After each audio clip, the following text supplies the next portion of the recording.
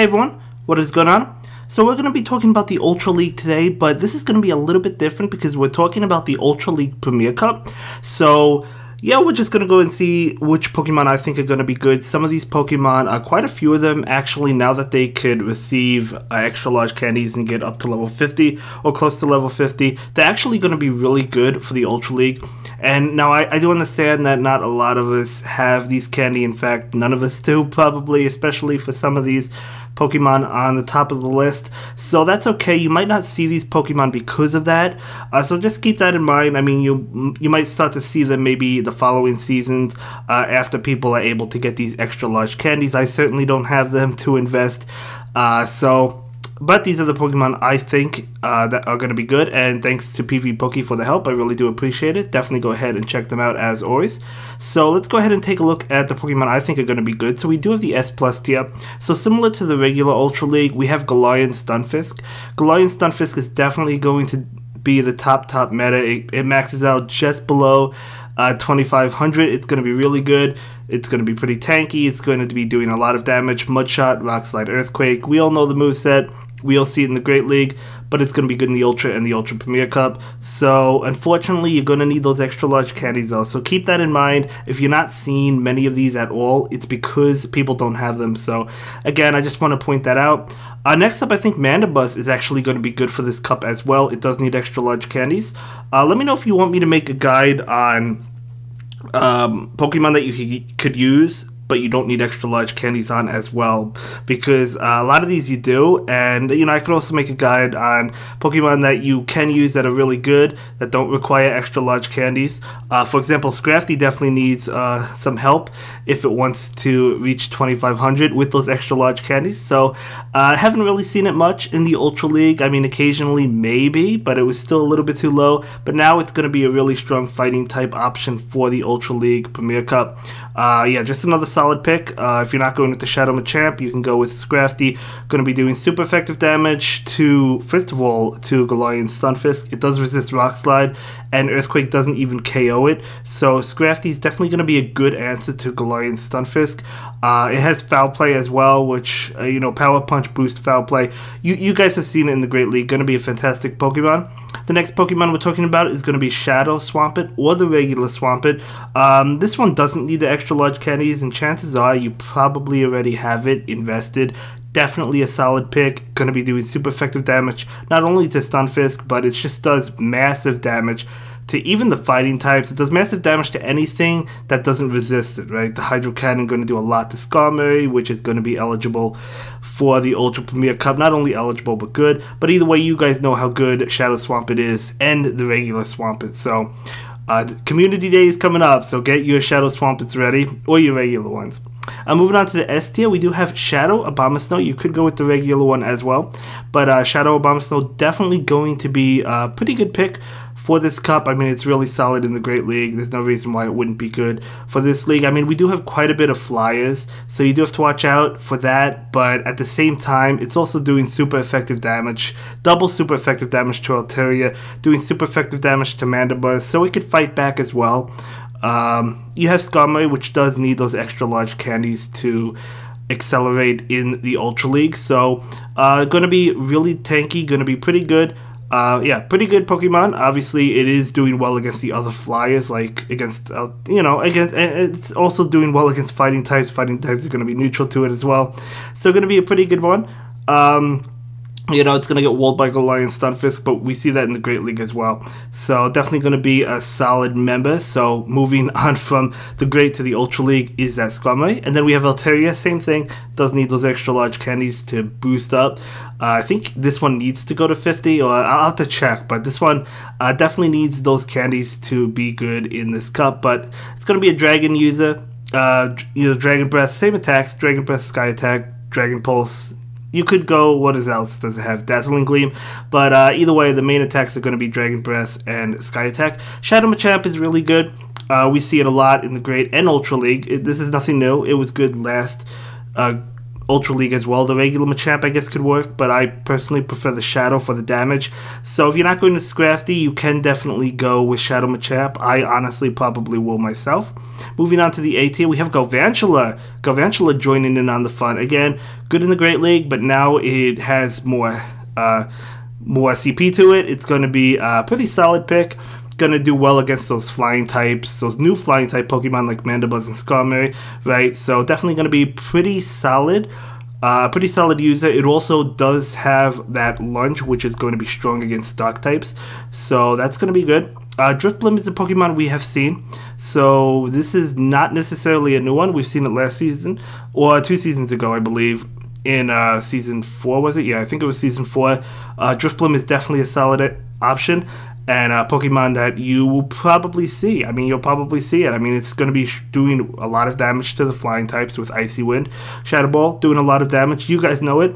So it doesn't need those extra large candies, which is a good thing. But it's definitely going to be a solid pick. Honestly, I'll probably try it out myself. You know, maybe it needs a little boost. Maybe it needs a little boost, because I think it maxes out below 2500, but it still could benefit from going above, but it doesn't have to go to level 50, I don't think. I'll have to double check on that. But next up we have Shadow Magnezone. Definitely a powerful pick. You know, we've seen this before. We've seen this in previous seasons. So it gets to those charge attacks really fast. Double Wild Charge, doing a lot of damage. Mirror Shot for the bait. You guys know how good it is. It does get walled by Galarian Stunfisk, so you do have to be careful about that, but I still think it's good. Also loses to the fighting type Pokemon, but it's good against flying, right? So we have Sirfetch'd. So Sirfetch'd should be just like another standard fighting type Pokemon. We have Scrafty, we have Shadow Machamp, we have Sirfetch'd. Definitely a good option for you. So I personally, actually, I don't have one. I do have one for the Ultra League, but I didn't invest in it yet, so I probably will do that. I'm not sure what Ultra League team I'll be using myself. I'm going to do some more research, but going to be from this list most likely. Of course, I can't use the extra large candy Pokemon because I admittedly don't have them, but we'll see. Hopefully they provide more ways to get extra large candies, right? Like, I don't know, walking a buddy or something.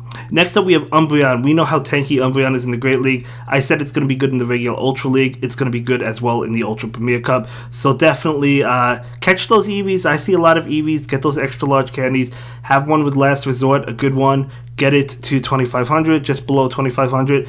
And this will be a good option. Really solid.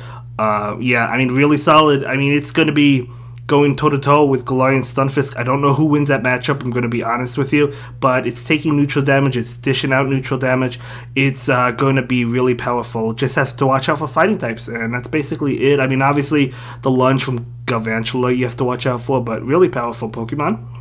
So for the other options, we do have Escavalier, which it's not a fighting Pokemon, but it has counter, and then it's a pretty good one. Pokemon that I've personally used. I personally like this Pokemon, so maybe I'll try this out again. We'll see. We do have Venusaur. So Venusaur, another good one, of course. The reason I put it in the other options section is because we have more flying types that are totally going to wall it in this cup, like Skarmory and Altaria. But it's still a good Pokemon. I just don't think it's as good, but I still think it has some play. Clefable is a Charm user. Clefable is going to be a pretty good Pokemon, so if you want to go with Charm, you could do that. We have new Steel types that are going to be really good, but again, Charm going to be able to beat those fighting types, so not bad. Charizard, you know what? Charizard is a good Pokemon, but the thing is, it dies to one Rock Slide, and that's not even coming from Galarian Stunfisk. That's coming from anything. Like, it loses to a Tangrowth. If it gets, you know, even if it baits, like, Tangrowth can still win. Same thing with Galarian Stunfisk. Galarian Stunfisk will be able to beat it. Just, you do have to invest the shield, but so does Charizard. It's a good Pokemon. It's definitely up there. It's definitely on, you know, the list, but, yeah, so definitely a solid one. We do have Gengar, so Gengar is another pretty good pick. Not my favorite Pokemon, but it is a good one with the Shadow Punch. If you don't have one, I would recommend evolving it for Community Day. You probably do have it, but it's okay, it's okay. Another fighting type and fire type is going to be that Blaziken. It gets to Blaze Kick really fast. It also has Brave Bird. You could go Brave Bird, you can go with the Legacy Stone Edge if you Elite TM it. So it's definitely a solid pick. It's definitely a solid pick.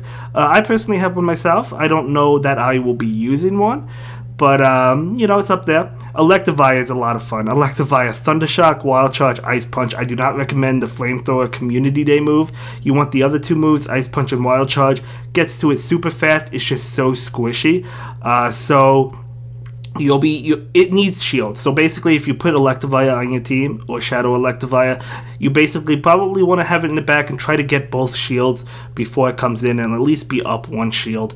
And then Electivire can go to town. Empoliana is another great one. We've seen this actually featured quite a bit. I've featured this myself. I've used Empoliana myself. Great Pokemon. Waterfall doing a lot of damage. Hydro Cannon, which is a Community Day move, doing a lot of damage as well. So really powerful. Gallade is another one we see quite a bit of. So Gallade, or at least we did. We'll have to see how the new Pokemon fit in with it. But I still think Gallade is going to be really good. Confusion, Leaf Blade in close combat. It's so squishy. It's just so good though, right? So it puts out a lot of damage. And then we have Snorlax, which is generally a safe switch, although in we do have quite a few fighting types, so it does have to watch out for that. But it does have superpower for the Galarian Stunfisk, so I do like Snorlax a lot. Alolan Muck, obviously we see Alolan Muck quite a bit. I don't need to introduce Alolan Muck. You guys know what it does.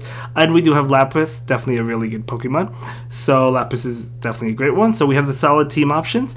So I'm going to go ahead with, of course, that Galarian Stunfisk, extra large candies, and then Shadow Swampert. Or you can go with the regular one, but Shadow one's going to be dishing out more damage. And then we have Sirfetch'd. So we have two answers in the back that could handle for example, the Galarian Stunfisk, but they could handle, you know, I mean, that Swampert can handle basically anything. You know, Sirfetch'd also dishing out a lot of damage to other steel types. Yeah, pretty solid line. I think this is a pretty solid line. If you do run into a Charm user, you have that Stunfisk in the front. So I do like this line. You could replace the Sirfetch'd with another fighting type like Scrafty or even Shadow Machamp, but you know, yeah, as I said, I do like the line, so once I get enough candies for Galarian Stunfisk, I am going to go ahead and try it. The next lineup is going to be Scrafty and Skarmory, which do need extra large candies, and Snorlax as a safe switch. So, yeah, the Scrafty and the Snorlax, pretty good options. I love Snorlax as a safe switch. I love it in the Master League. I love it in the Ultra League. You know, so definitely going to go ahead and use that for the safe switch. Definitely recommend it.